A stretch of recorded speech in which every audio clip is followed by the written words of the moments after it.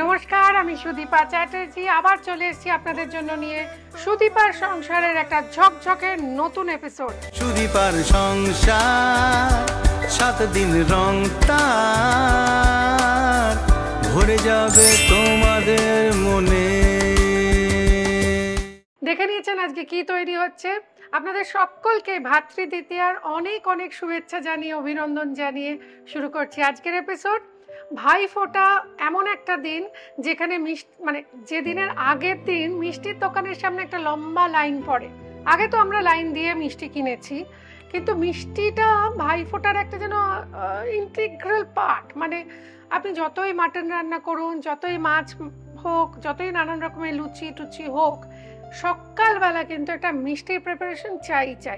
এবং এই মিষ্টিটা যদি আপনি নিজে হাতে ভাইকে বানিয়ে খাওয়ান তাহলে তো কথাই নেই। আজকে আমি ভাবছি তাই এত সুন্দর বাজারে গিয়ে টাটকা দেশি গাজর দেখতে পেলাম, সেটা না মানে এক ব্যাগ থলি ভর্তি করে কিনেই ফেললাম। আমার তো সবসময় যেটা বলার থাকে সেটা হচ্ছে আপনারা গাজর যখন কিনবেন অবশ্যই ওই যেটা দেশি গাজর বলে, মানে পাঞ্জাব থেকে আসে বা একদম শীতকালের গাজর, সেটা পেলে তো ভালোই, কিন্তু সেটা তো দেখলেন। কিন্তু আজকে না আমি বানাচ্ছি যেটা সব সময় পাওয়া যায়, গাজর সবার বাড়িতে অ্যাভেলেবেল এবং সারা বছর অ্যাভেলেবেল, সেই গাজরটা দিয়ে। তার আগে বলে দিই আমার এই সুন্দর শাড়িটা, এটা আমার দাদা দিয়েছে আমাকে। এই শাড়িটা হচ্ছে তসর জামদানি। ও আমাকে বললো তুই তোর দোকান থেকে একটা পছন্দ করে তোর নিজের জন্য একটা শাড়ি নে। একটা হলুদ শাড়ি পরেছিলাম দুর্গাপুজোয়, তসর জামদানি, ওইটা দিয়েছিল আমার ছোট দাদা, আর এই দিয়ে দিচ্ছে বড় দাদা। তো দুজনেরটাই পরা হয়ে গেল। আমার নিজের দোকানের শাড়ি আপনাদের যদি দরকার হয় চলে আসুন 15 নম্বর বন্ডেল রোডে। আমাদের দোকানের একটা স্পেশালিটি হচ্ছে কাপল সেট। মানে কাপল মানে সবসময় যে প্রেমিক প্রেমিকা বর বউ হতে হবে এমনটা নয়। কাপল মানে ভাই বোনও হতে পারে, কাপল মানে বন্ধুও হতে পারে, কাপল মানে মা ছেলেও হতে পারে, নানান রকম। যেরকম বলবেন কাস্টমাইজ পাঞ্জাবি শাড়ির সঙ্গে ম্যাচিং আমরা বানিয়ে দেবো। গাজরের হালুয়া বানাবো কিন্তু ইজি স্টাইলে, মানে বেশি সময় নষ্ট করা যাবে না। আজকে আমার সময় খুব কম, আমার অনেকগুলো ভাই আজকে আসবে, আমার বড়দা, মেজদা, আমার মামাতো ভাই বুড়োদা, আমার নিজের 2 দাদা শিঙ্কু দাদা, তো এছাড়া আমাদের আরও অনেক ভাই আছে, তারা সবাই আসবে খেতে। চটপট বানিয়ে ফেলি। আমি প্রথমে যেটা করি, অনেক সময় যদি কেসার বা জাফরান থাকে এই সময় হিটেড অবস্থায় দিয়ে দিই। এবার আপনাদের জন্য যেটা বানাচ্ছি না একদম ইজি ওয়েতে, যেটা আপনারা সবসময় বাড়িতে যা মানে কঠিন জিনিস দিয়ে নয়। ঘি একটু দিলাম, বড় চামচের 1 চামচ। আমার শীতকালের গাজর কেন, যে কোনো সময় গাজরের না নিজস্ব যে গন্ধটা থাকে ওটাই গাজরের হালুয়ার আকর্ষণ। কিন্তু অনেকে গাজরের হালুয়ায় এলাচ দেন, আমি খুব একটা পছন্দ করি না, তাই দিলাম না। কাজুটা দিলাম, দিয়ে একটু জাস্ট হালকা ভাজবেন, কেননা গাজরের সাথেও এটা ভাজা হবে। কাজুর কাঁচা ভাবটা যেই মরে যাবে কিশমিশটা দিয়ে দেবো। এটা আলাদা ভেজেও দেওয়া যায়, কিন্তু আমি ওই যে বললাম আমার হাতের সময় কম, আপনাদের কথা ভেবে যাদের হাতের সময় কম এটা সাজিগুজিও তো করতে হবে। আমি যদিও সেটা সেরে ফেলেছি আজকে, কিন্তু আমার ভাইরা যখন আসবে তখন আমাকে যেরকম দেখতে লাগবে সে আপনারা ভাবতেও পারছেন না। তাই সকাল সকাল সেজে এই চেহারাটা আপনাদের দেখিয়ে দিলাম। দেবো এবার ঘিয়ের মধ্যে গাজর। এবার যারা হেলথ কনসিয়াস তারা এর থেকেও কম ঘিতে বানাতে পারেন। তবে ঘিয়ের গন্ধ ছাড়া জানি না কেন গাজরের হালুয়াটা ঠিক জমে না। এটা বানাবো একদম অবাঙালি স্টাইলে। ওরা যেটা যে ভালো সেটা ভালো, হালুয়াটা ওরা আমাদের থেকে ভালো বানায়, এটাতে অস্বীকার করার কিছু নেই, লজ্জা পাওয়ার কিছু নেই। এই সময় আর একটু ঘি দেবো। আর যা যা জিনিস দিচ্ছি তার বদলে কি দেবেন যদি না থাকে সেটাও বলে দেবো। এইবার এটাকে একটু ভাজা করি। এটা একটু সময় নিয়ে ভাজতে হবে যাতে কাজু কিশমিশটা পুড়ে না যায়। অনেকে কি করে কাজু কিশমিশটা ভেজে তুলে রাখে, তাতে কি হয় ঘি অনেকটা এক্সট্রা লেগে যায়, কারণ কাজুর সঙ্গে কিশমিশের সঙ্গে খানিকটা ঘি উঠে যায়, সেইটা আবার রান্নায় পড়ে। সেই জন্য আমি একেবারেই বানিয়ে নিলাম চট জলদি। এটা প্রেসার কুকারেও বানাতে পারেন। কি করবেন সেক্ষেত্রে পুরো পদ্ধতিটাই প্রেসার কুকারে হবে, কিন্তু আমার একটুখানি না এই কচকচ করবে, মুখে পড়বে। প্রেসারে কুকারে যেটা করলে হয় মুখে না কিরকম যেন মনে হয় সন্দেশ খাচ্ছি, কিন্তু হালুয়াটাতে গাজরের কচকচে ভাবটাও থাকতে হবে, যার জন্য ঘি দিয়ে ভাজে। এবং গাজরটা গ্রেট করেছি দেখুন গ্রেটারের এই বড় দিকটা দিয়ে। আপনি যদি আরো মিহি চান এই দিকটা দিয়ে করবেন, কিন্তু মিহিটা আমার ভাইদের জন্য বানাচ্ছি, তো আপনার ভাই কি কোনটা ভালোবাসে সেটা দিদি হিসেবে আপনিই ভালো জানবেন। আমার এই গয়নাটা দেখে কেউ ভাববেন না কিন্তু যে পুরোনো দিনের খুব দামি একটা গয়না পড়েছি, একেবারে নয়। এই যে হারটা দেখছেন এটা আমার স্টিলের, স্টেনলেস স্টিলের তৈরি এটা। এগুলো সব আরেকটু ঘি দিলাম। এই গয়নাগুলো না বাংলাদেশে গিয়ে আমি দেখেছিলাম ওদের, আপনাদের এখানেও পাবেন, যারা জড়োয়ার গয়না বানায়, কেটে কেটে গয়না বানায়, তারা পারে বানাতে। কোথাও পড়ে গেলে কোনো চিন্তা নেই, চুরি হলেও চিন্তা নেই। Stainless steel. আর এই পার্লগুলো দেখছেন এগুলো সব কক্সবাজার থেকে আমি পার্লটা কিনে বসিয়েছি। আর দুলটা হচ্ছে সঞ্জুর দোকানের, আপনারা জানেন। চুড়িটাও সঞ্জু এর সঙ্গে ম্যাচ করে আমার এনে দিয়েছে রাজস্থান থেকে। সঞ্জুর দোকান গড়িয়াহাটে জানি না আগে কতটা বিখ্যাত ছিল, কিন্তু এখন তো বিখ্যাত বটে। যখন সারা কিচেনটা বাড়িটা গাজর মেশানো ঘিয়ের গন্ধে মমা করবে, সেরকম সময় এইখানে অবাঙালিরা যেটা করে, এই সময় চিনি দেয়। চিনিটার মধ্যে বেশ একটা, আমি চিনিটা এইটুকুই দিলাম কেননা আমি কনডেন্স মিল্ক দেবো। মনে আছে আগে একটা কনডেন্স মিল্ক কিনতে পাওয়া যেত, ওই কনডেন্স মিল্কের কন্টেনারটার পেছনে অহমিয়া ভাষা, হিন্দি ভাষা, বাংলা ভাষায় এই গাজরের হালুয়ার রেসিপি দেওয়া থাকতো, সহজে কি করে বানাবেন। সেটাতে মোটেও চিনি আগে দেওয়ার কথা বলেনি, এটা অবাঙালিরা করে, ওদের কায়দা। এই দেখুন সঙ্গে সঙ্গে দেখছেন গাজরের কালারটা কিরকম চেঞ্জ হয়ে যাচ্ছে।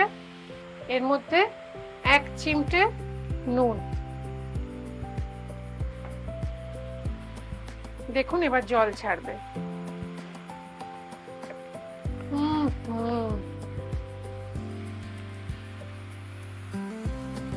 গাজরের প্রচুর গুণ, বিটা ক্যারোটিন রয়েছে, ফাইবার রয়েছে, প্রচুর ভাইটামিনস রয়েছে, আপনারা জানেন চোখের জন্য ভালো। কিন্তু এভাবে খেলে মোটেও ভালো নয়, সেদ্ধ করে বা কাঁচা চিবিয়ে খেলেই ভালো। এটা আমরা রোজ রোজ থোড়েই খাই। এইবার দেখছেন জল বেরোতে শুরু করেছে, এই সময় আমরা দেবো হচ্ছে খানিকটা ঘন করা দুধ, বা নর্মাল দুধও দিতে পারেন।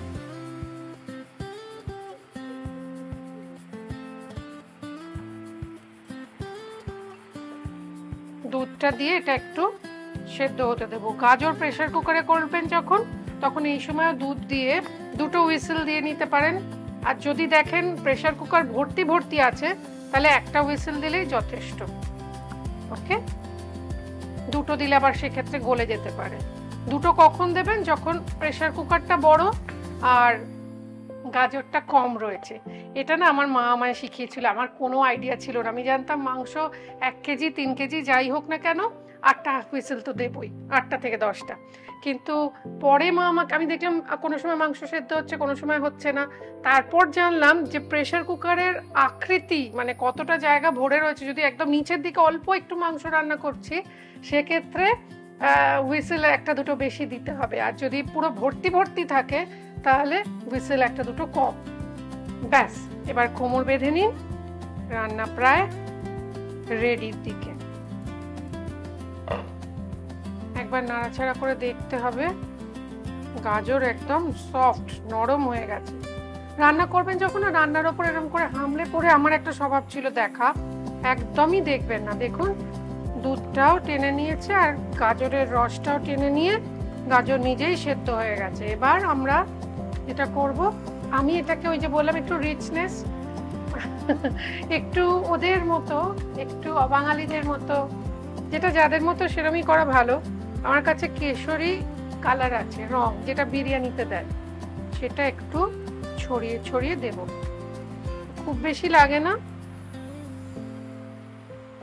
দিয়ে দিলাম। এইবার মিষ্টিটা আমি বলেইছিলাম একটু কম দিয়েছি, সেই জন্য বুঝতে তো মনে হচ্ছে এখান থেকেই খেয়ে নি। দেখেছেন কাজুটা শুরুতে যখন দিয়েছিলাম মনে হচ্ছিল কতটা কম, এখন দেখছেন ঠিক আছে। এইবার ছোটবেলায় যেটা চুরি করে খেতেন ফ্রিজ থেকে আমার মতো, কনডেন্স মিল্ক।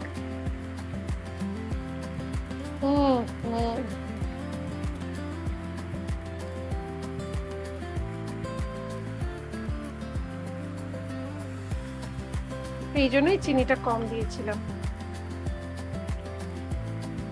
দেখে কি হবে। এই নিন, এটা আমার।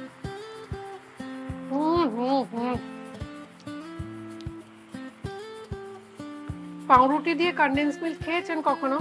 ছোটবেলায় নিশ্চয়ই খেয়েছেন, আমরা খুব খেতাম, কি ভালো লাগে। একটা ছোট্ট রেসিপি বলে দিই মুখে মুখে, এটা যতক্ষণ মিক্স হচ্ছে। শাহি টুকরা বাড়িতে বানাবেন কি করে? পাউরুটি সুন্দর করে কেটে ধারগুলো বাদ দিয়ে ভেজে নিন, কড় করে একদম ছাঁকা তেলে ভেজে, তারপর কনডেন্স মিল্ক ছড়িয়ে দিন, একটু ড্রাই ফ্রুটস কুচিয়ে, শাহি টুকরা রেডি হয়ে যাবে। গাজর কা হালুয়া গরমা গরম। এবার এর মধ্যে দেব খোয়া ক্ষীর। কত খাঁটি না আমরা বোনেরা ভাইদের জন্য। ওরা কি করে বলুন? গ্রেট করে দেব খোয়া ক্ষীর।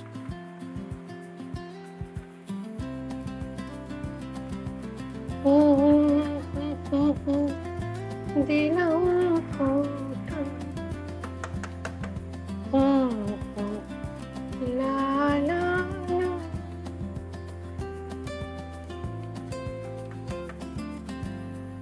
একটু রাখবেন সাজানোর জন্য, গার্নিশিং এর জন্য, সবটা এখানে দিয়ে দেবেন না।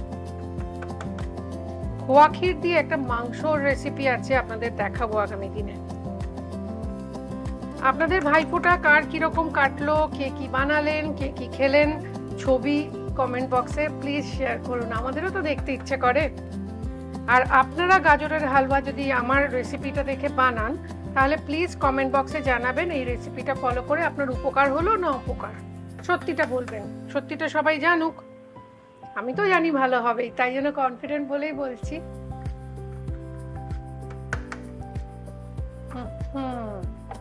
এবার এখানে না এলাচের গুঁড়ো অনেকে দেন, বেশিরভাগ লোকই দেন, কিন্তু আমার একদম ভালো লাগে না। যেমন ধরুন গুড়ের পায়েসে, শীতকাল আসছে, গুড়ের পায়েসে গুড় ছাড়া, গুড়ের গন্ধ আর চালের গন্ধ ছাড়া আমার কিচ্ছু ভালো লাগে না।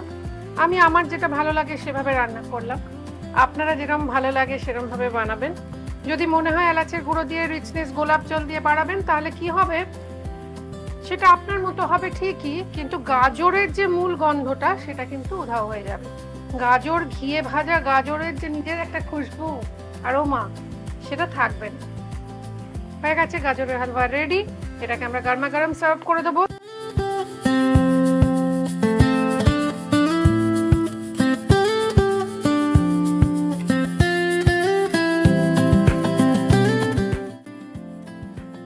কিচ্ছু আর বলার নেই।